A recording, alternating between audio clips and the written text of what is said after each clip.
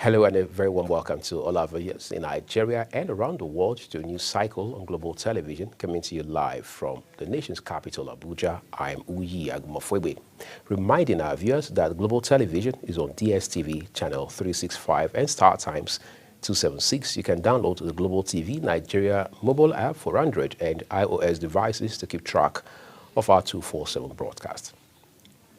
The leadership of the Nigerian Senate says it has scheduled President Bola Tinubu's tax reform bills for proper scrutiny and debate, noting that the executive proposals will be deliberated on today. The delay in the passage of the bills had raised concerns, especially after the House of Representatives had approved them 2 weeks ago, putting pressure on the Red Chamber.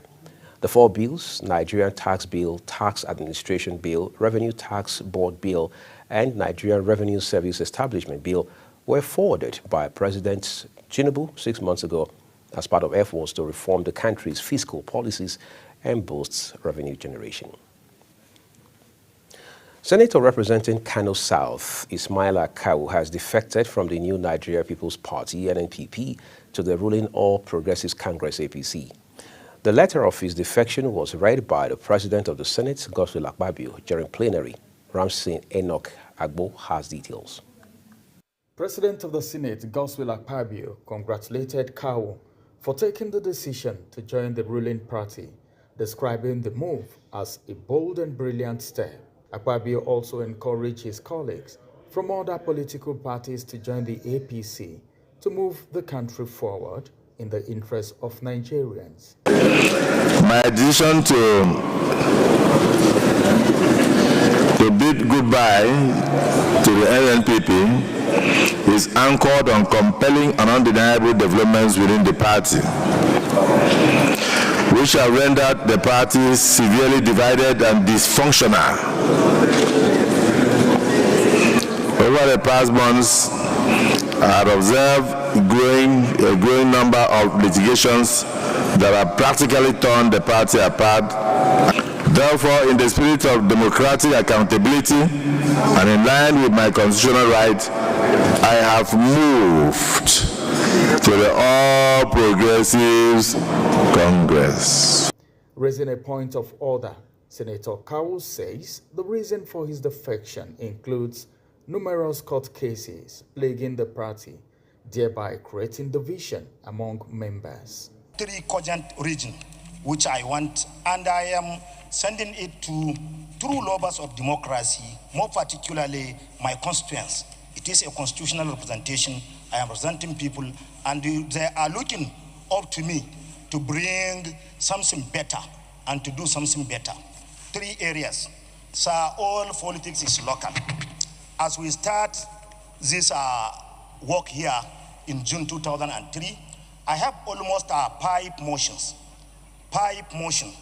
which to do with the interest of Kano people, Nigeria, and of course my constituents. Kawu called on the Senate President to ensure the notification is entered into the Senate's record for necessary legislative action. Ramsey Enoch Agbo reporting for Global TV News. In the meantime, the Nigerian Senate has resolved to convene a 2-day national security summit in Abuja in response to escalating insecurity across the country. This decision followed a motion by Senator Jimoh Ibrahim, who emphasized the urgent need to review Nigeria's security strategies amid rising global and domestic threats, including conflicts like the Russian-Ukraine war and economic tensions involving the United States and China. Senator Jimoh Ibrahim, representing Ondo South, says the summit aims to bring together delegates from federal, state, and local governments, as well as traditional rulers, to develop comprehensive solutions to issues such as banditry, kidnappings, and terrorism. The issue of security has become a pivotal edifice by which the foundation of our nation is rooted.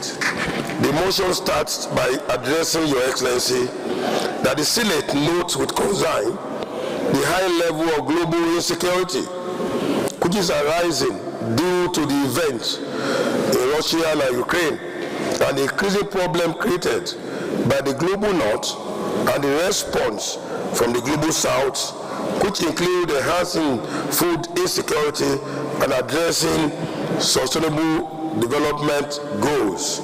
While some senators expressed skepticism about the summit's effectiveness, the majority supported the initiative after a voice vote. President of the Senate, Godswill Akpabio, recommending a 2-day duration instead of the initially proposed 3 days. If I could recall vividly, we had 3 security summits in this Senate, and we made very fundamental recommendations to the executive branch. And those recommendations, unfortunately, were not implemented. Mr. President, what we need is no security summit. We need to discuss with the service chiefs here in this chamber, one by one. Security agencies lack collaboration and lack intelligence gathering, because most of the attacks need to be tracked and need to be foiled before even the attacks came. And if you look at the general situation we have in this country, the security that are saddled with the responsibility, most especially the police. The police are not doing enough because the amendment I would like to propose, if it's accepted by my colleagues, is that should we agree to have a security summit, it shouldn't be 3 days. We can have a 2-day security summit instead of 3 days. So let me go into the prayers. There is only one prayer here, because the second prayer is the outcome of the security summit. The event is expected to serve as a platform for broad-based dialogue and actionable recommendations to address Nigeria's persistent security challenges. Uyi Agumofwebe, reporting for Global TV News. We're still talking legislative business. The House of Representatives has passed the second reading of a bill seeking to amend the Agricultural Research Council of Nigeria Act.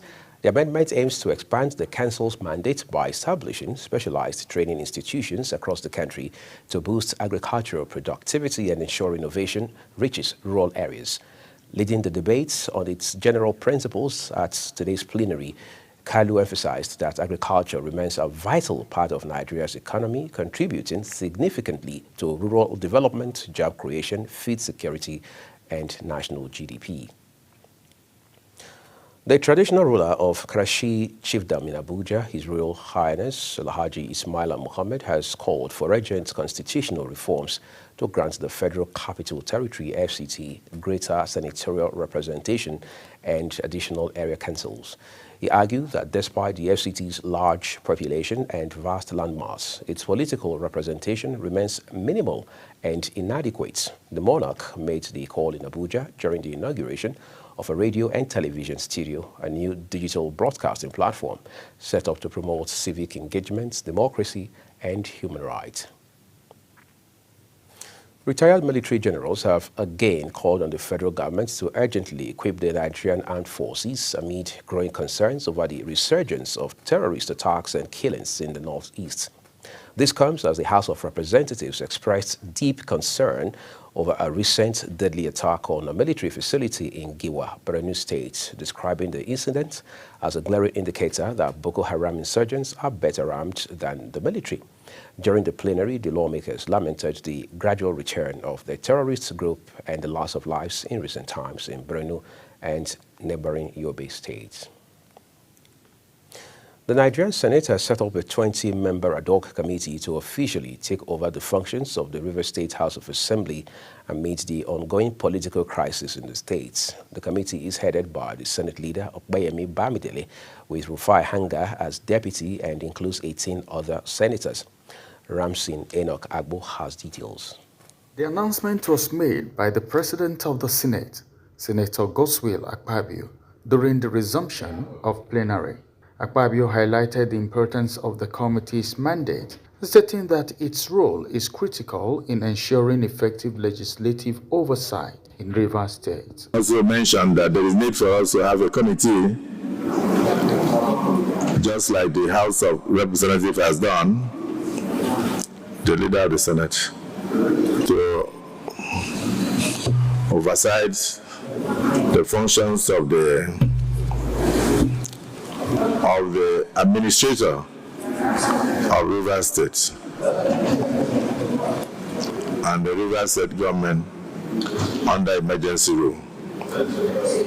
So the chairman of that committee will be Sir Distinguished Senator Michael Opeyemi Bamidele, the Senate leader,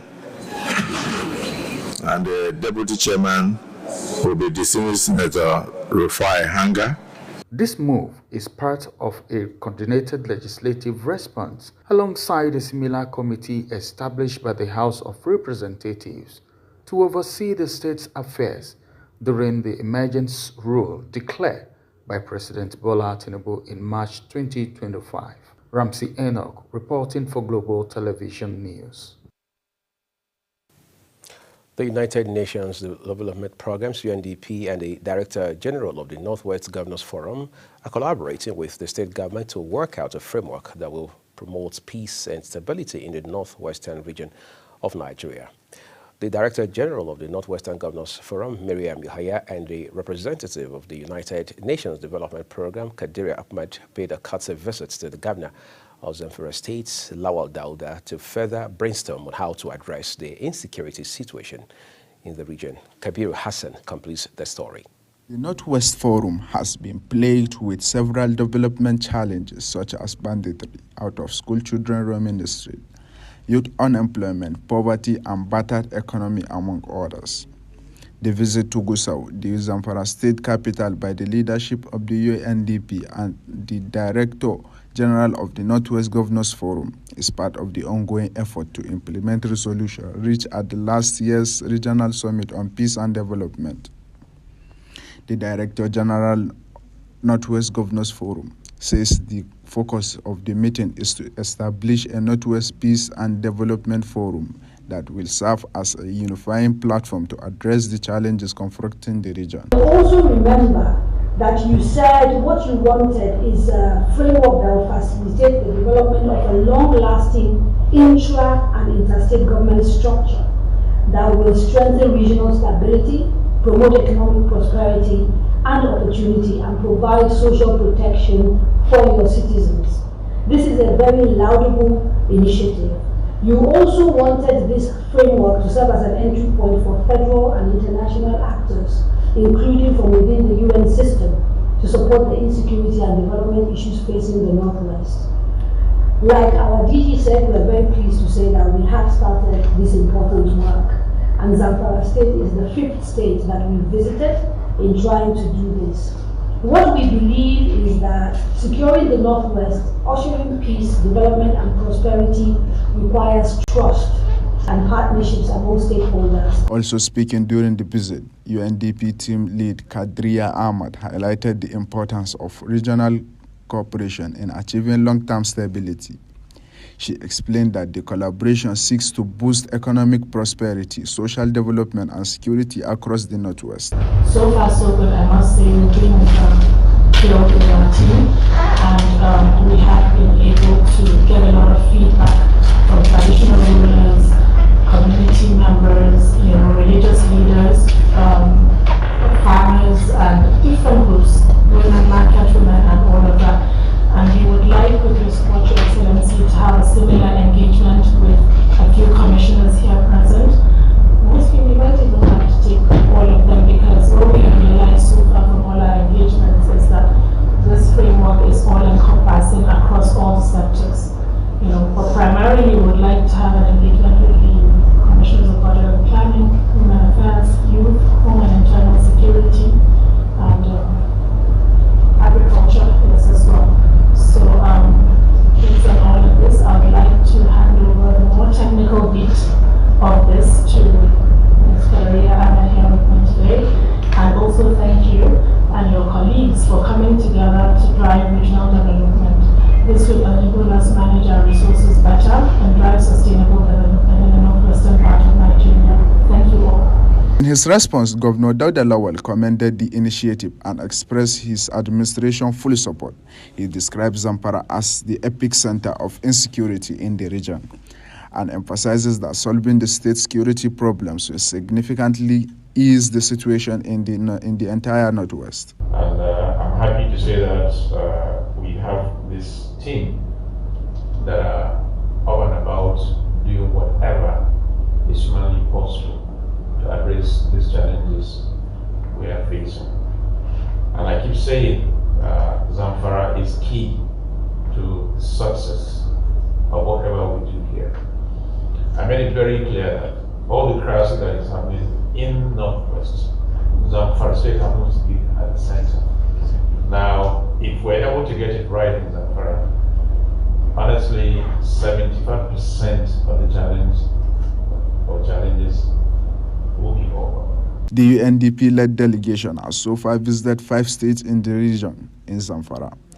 The meeting concluded with a renewed commitment from all parties to sustain the momentum and ensure that the proposed peace and development framework translates into tangible benefit for the people of the Northwest. Hassan Kabir reporting for Global TV. Thank you so very much, Hassan, for your reporting. Let's turn to other stories for you. The Managing Director, Nigeria Education Loan Fund, also called NEL Fund, Akindele Soye, has expressed commitment to delivering a fully digitized, transparent, and student-centric financial aid system for Nigerian higher education. He made this known at a strategic workshop with heads of tertiary institutions on the NEL Fund system automation and loan application processes in Abuja. Our correspondent Godwin Sunday now reports. We'll bring you those details subsequently. In a significant development within the 10th House of Representatives, 6 members of the People's Democratic Party, PDP, have officially defected to the All Progressives Congress, APC, while 2 Labour Party lawmakers also crossed over to the PDP. Ramsey Enoch Agbo completes the report. The defectors from the PDP to APC, all representing constituencies in Delta State, include Honorable Victor Nwokolo, representing Ika Federal Constituency, Honorable Justice Pondi, representing Burutu Federal Constituency, Honorable Thomas Eyitomi, representing Warri Federal Constituency, comprising Warri North, Warri South, and Warri Southwest, amongst others. Meanwhile, the 2 lawmakers who moved from the Labour Party to the PDP are Honorable Mark Obeta, representing Nsukka Igboeze South Federal Constituency of Enugu State, and Honorable Dennis Agbo, representing Igboeze North, Udene Federal Constituency. The defection were formally announced in letters addressed to the House and read aloud by the Speaker, Honorable Abbas Tajuddin, during the resumption of plenary after a 5-week recess. The lawmakers cited internal crises within their former parties and stronger alignment with the political ideologies and direction of their new platforms as reasons for their decisions. The Speaker, House of Representatives, says the wave of defections mark part of a broader realignment currently taking place within the 10th National Assembly. By you of my resignation from the People's Democratic Party to the All Progressive Congress APC. My resignation is as a result of the unresolved disputes at the national headquarters as well as the South-South zone of the party. I write to formally notify you and the esteemed leadership of the 10th House of Representatives of my decision to change my political party affiliation from the Labour Party to the People's Democratic Party, effective immediately. Recall that just 2 weeks ago, the governor of Delta State, Sheriff Obowore, and his predecessor, Ifeanyi Okowa, also left the People's Democratic Party, PDP, to join the APC, further reshaping the political landscape in Delta State and beyond. Ramsey Enoch Agbo reporting for Global Television News. You're watching the live broadcast of News Cycle with Thuyi Agumofwegbe. When News Cycle returns shortly, power generation companies demand dates to meet Tinubu over 4.7 trillion naira debt. Details coming shortly, plus foreign and sports stories on the other side of this break. Do stay with us.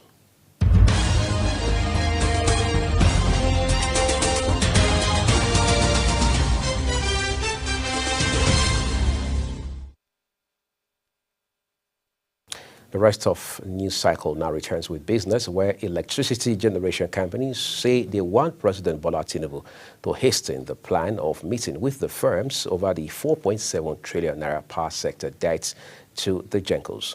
Managing Director and Chief Executive Officer of the Association of Power Generation Companies, Joya Ogaji, expressed cautious optimism over the promise that the government would pay the debts, while saying there is no date fixed for the meeting yet. President Bola Tinubu has submitted the 2025 Federal Capital Territory Budget proposal to the House of Representatives. The president's letter, read by Speaker Tajuddin Abbas at plenary, proposed 1.78 trillion naira in total spending for the Federal Capital Territory. Our correspondent Sharon Ajay has details of the report. The Speaker House of Representatives, Tajuddin Abbas, says 85% of the capital budget is allocated to ongoing projects with 15% for new initiatives. Key focus areas include healthcare, job creation, education, social welfare, and agriculture. Of 1,783,823,708,392 naira is proposed for the year 2025. As such, 85% of the capital expenditure is dedicated to the completion of ongoing projects, while 15% is for new capital projects, so as to sustain ongoing efforts at providing basic infrastructure and social amenities in the FCT. Meanwhile, the Speaker also raised an alert over forecasts predicting severe flooding in over 30 states this rainy season. He urged relevant committees to work with the executive on emergency plans and climate resilience strategies. On national security, Abbas condemned recent attacks in Borno, Plateau, Benue, and Kwara states, calling for justice and stronger preventive measures. Environmental forecasts indicate that over 30 states face severe flooding during the upcoming rainy season. In anticipation, I call on all relevant committees of the House to work with the executive branch to review the country's emergency preparedness, propose mitigation strategies, and provide oversight over legislative frameworks on disaster risk management and climate resilience. The House resumed sitting Tuesday after a 5-week recess. Sharon Ajay reporting for Global TV News. Thank you, Sharon. Let's turn to the foreign scene for you. India and Pakistan have exchanged fire across the line of control between India and Pakistan-administered Kashmir after India launched Operation Sindoor. Pakistan now says India's missile attacks on Punjab province and Pakistan-administered Kashmir killed at least 8 people and wounded more than 35. Indian officials say at least 10 have been killed and more wounded in Indian-administered Kashmir due to Pakistani fire. In a related development, a cabinet minister says the UK is ready to support India and Pakistan to de-escalate tensions following an exchange of fire over Kashmir. Officials say at least 19 people have been killed and 38 wounded after India had fired missiles across the border into Pakistan-controlled territory in at least 6 locations overnight. The Iran-aligned Houthis in Yemen say a ceasefire deal between the group and the United States does not include sparing Israel from operations, suggesting that shipping attacks that disrupted global trade will not come to a complete halt. President Trump had announced that the U.S. will stop bombing the Iran-aligned Houthis in Yemen, saying that the Iran-aligned group had agreed to stop interrupting important shipping lanes in the Middle East. Let's talk sports for a bit now. Bayer Leverkusen's manager, Xabi Alonso, is believed to be drawing up a transfer wish list as he prepares to join Real Madrid this summer. Alonso has included Super Eagles striker Victor Boniface among his possible targets. The former Spain midfielder is widely tipped to succeed Carlo Ancelotti at the Bernabeu next season.